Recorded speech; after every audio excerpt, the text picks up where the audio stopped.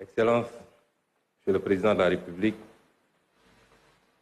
Mesdames et Messieurs les ministres et secrétaires d'État, Excellences, Mesdames et Messieurs les ambassadeurs et tout corps diplomatique confondus, Mesdames et Messieurs les présidents des organisations patronales, des organisations des commerçants, des chambres consulaires et chambres des métiers, Mesdames et Messieurs les directeurs généraux, directeurs nationaux et chefs de service, Mesdames et Messieurs les représentants des partenaires financiers et sociaux, Mesdames et Messieurs les représentants des autorités religieuses et coutumières, Mesdames et Messieurs les représentants des partis politiques et de la société civile, chers invités, je crois que nos talentueux artistes qui viennent de présenter ont pratiquement résumé la journée qui nous réunit aujourd'hui. Il y a des moments dans la vie d'une nation qui transcendent les défis immédiats, des instants où l'ambition collective prend le dessus sur les intérêts particuliers. Aujourd'hui en est un.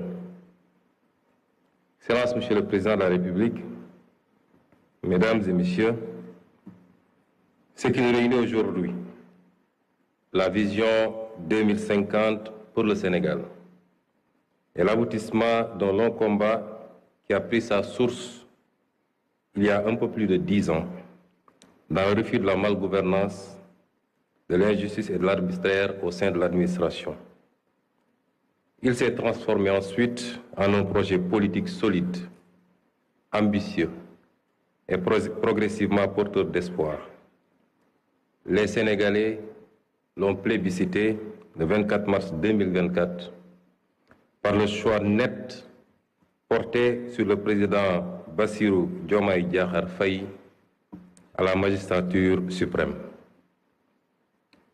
Si nous nous sommes opposés avec résilience pendant tant d'années, c'est que, en patriotes convaincus, nous étions conscients et inquiets des ravages, des mauvais choix, des mauvaises pratiques de nos élites gouvernantes depuis l'indépendance sur notre pays.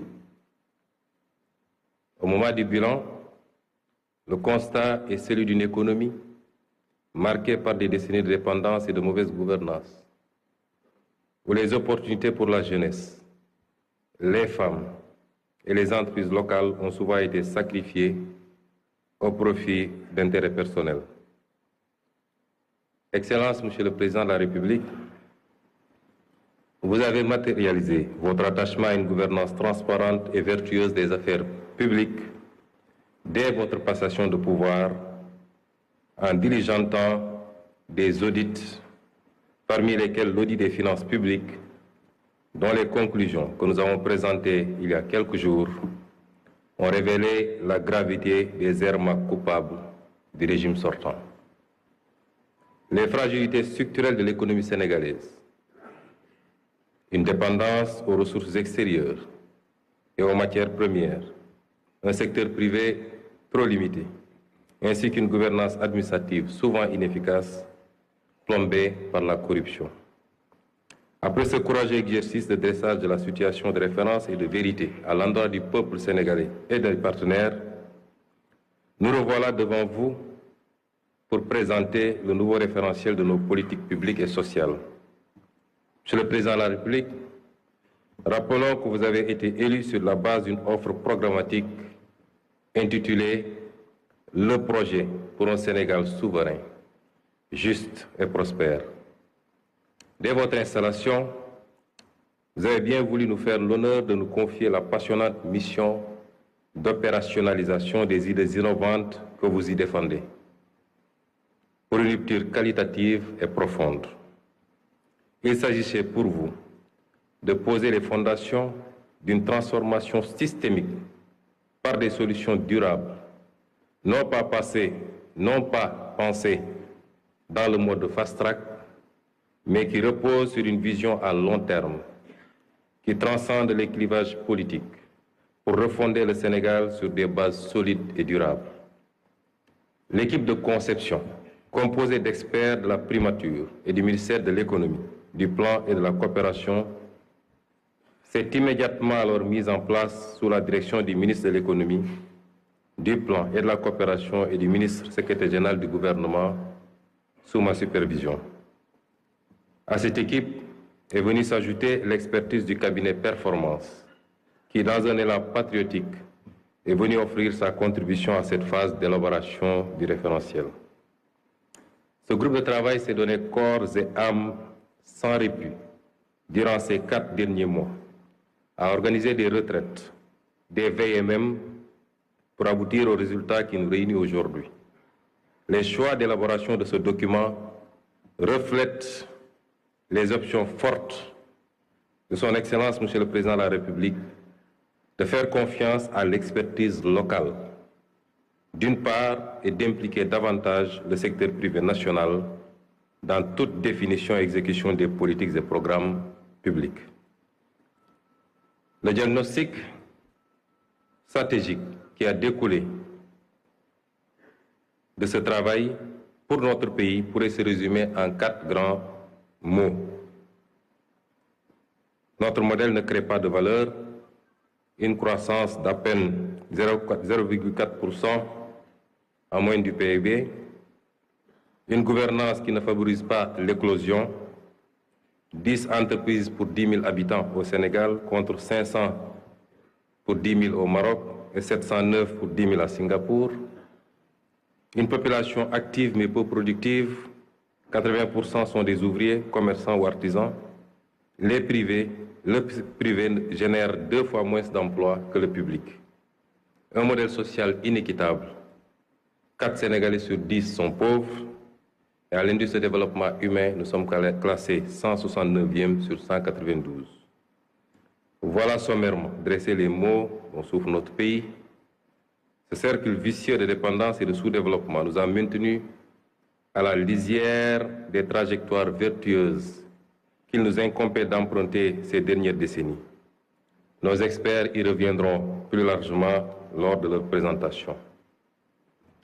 Nous savons hélas que nous ne pouvons plus revenir en arrière, mais nous pouvons prendre un nouveau départ. Commencer à partir de maintenant et emprunter une toute nouvelle trajectoire librement choisie, partagée et assumée. C'est la haute et noble ambition fixée par son Excellence le Président Bassirou Diomaye Diakhar Faye. Pour y parvenir, nous ne ferons plus comme avant, courir d'une réforme à une autre, d'un projet à un autre, touchant à tout, laissant bien souvent par-ci, par-là un goût d'inachevé, et toujours dans la précipitation électoraliste et le diktat du prochain mandat.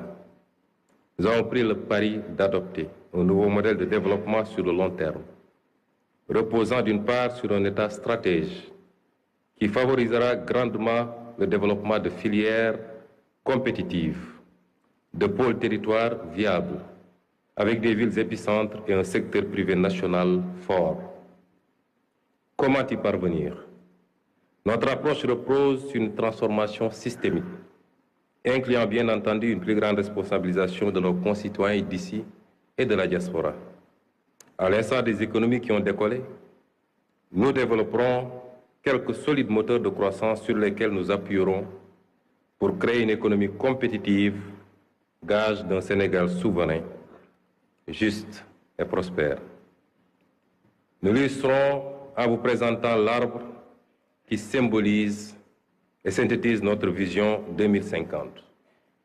Voici le baobab, emblème national. 4 parties principales composent cet arbre majestueux, familier dans nos paysages. Des racines, un tronc, des branches et des fruits. Voilà, mesdames et messieurs, les 4 axes stratégiques de l'agenda national de transformation du Sénégal. Notre baobab repose sur de solides racines qui représentent la bonne gouvernance et l'engagement africain.